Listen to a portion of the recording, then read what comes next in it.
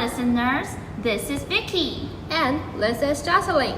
Welcome to the EHD showroom. We are Dandelion #1213. Hey Jocelyn, I think we haven't officially explained to our listeners what #1213 means, right? No, we haven't. But listeners, we invite you to make a guess. We will reveal the answer in this episode. Vicky, have you ever heard of the Cloth Mountain in Chile? Yes, of course. In the Atacama Desert in Chile, there are mountains of discarded clothes.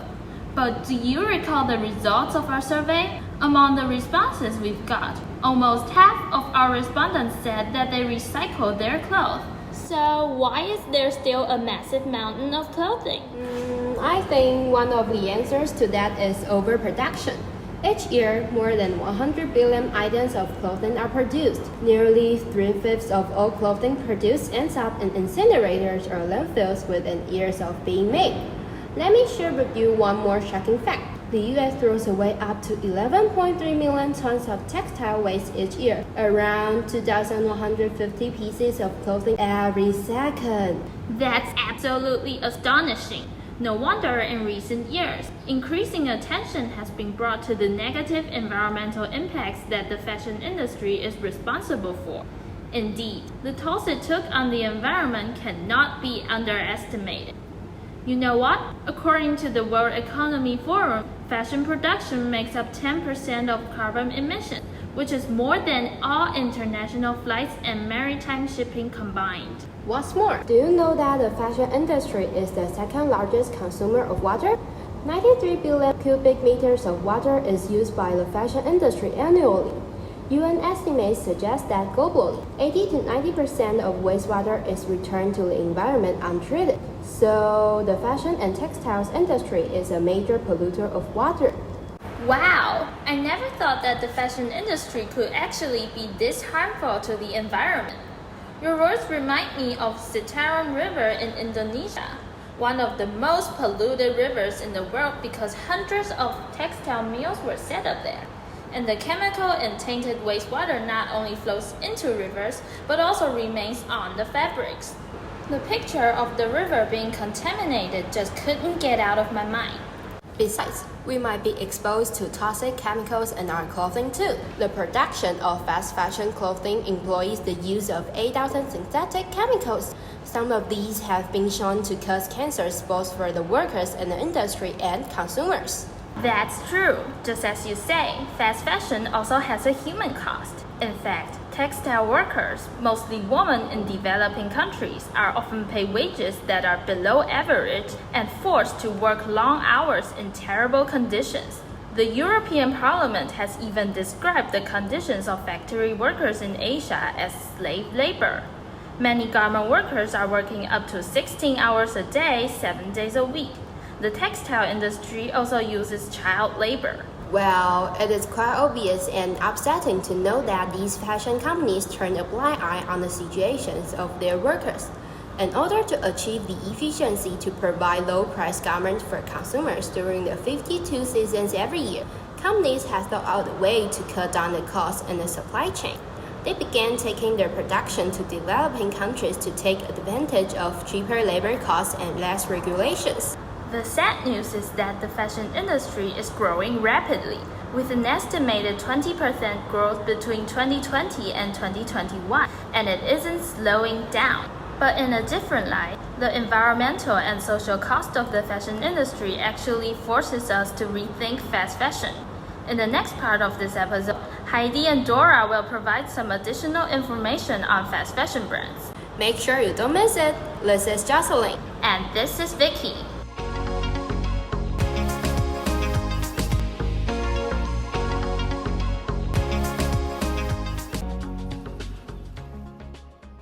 Hello listeners, I'm Heidi. And I'm Dora. Before we get started, I would like to invite our dear listeners to make a guess. What would be some examples of fast fashion brands? Then I suppose that we have to learn how to define fast fashion first. According to Merriam-Webster Dictionary, fast fashion is an approach to the design, creation, and marketing of clothing fashions that emphasizes making fashion trends quickly and cheaply available to consumers. The term was coined by the New York Times to describe Zara's mission to take only 15 days for a garment to go from the design stage to being sold in stores.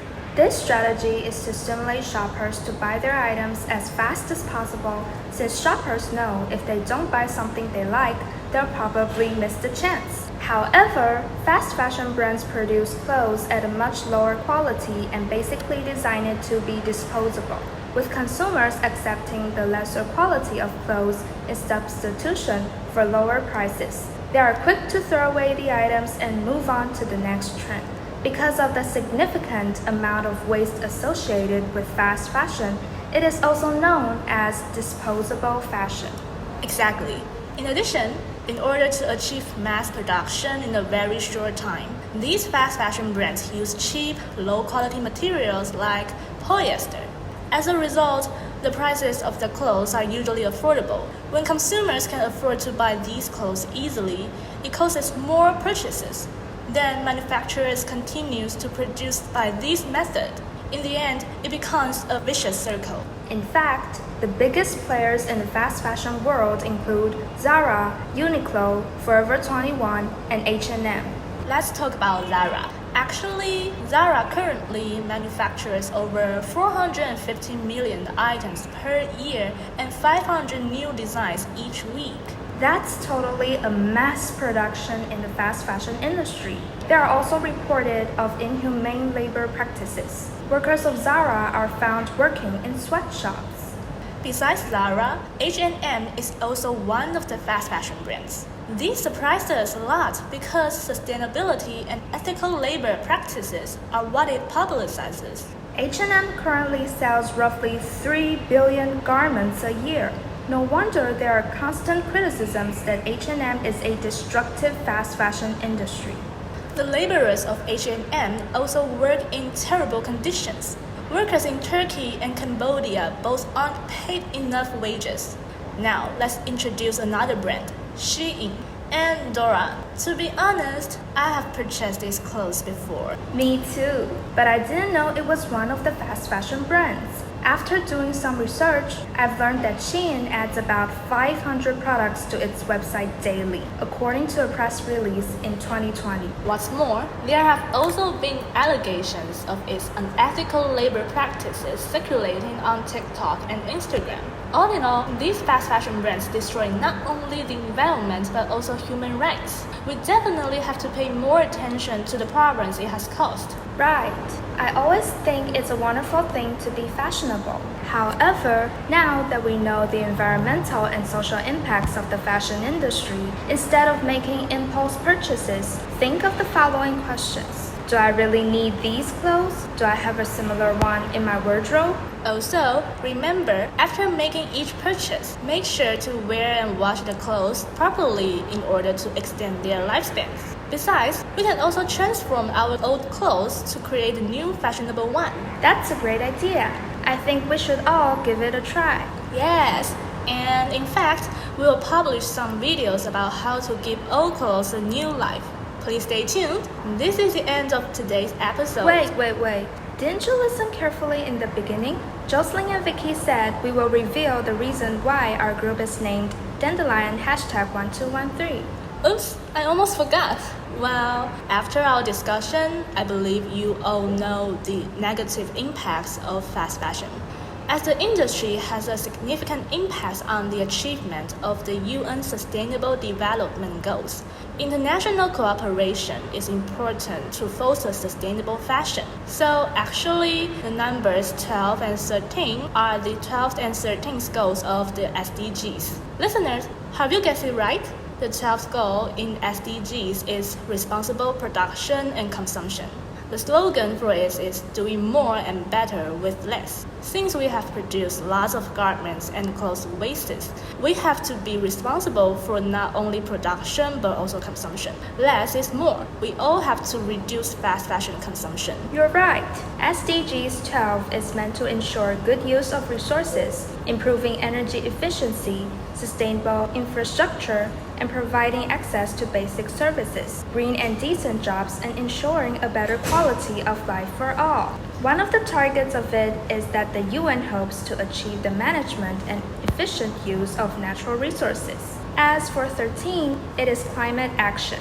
We have to take urgent action to combat climate change and its impacts. Unfortunately, our theme, fast fashion, runs the totally opposite direction to this goal. It's important that the fashion industry makes changes and has more concern about the environment.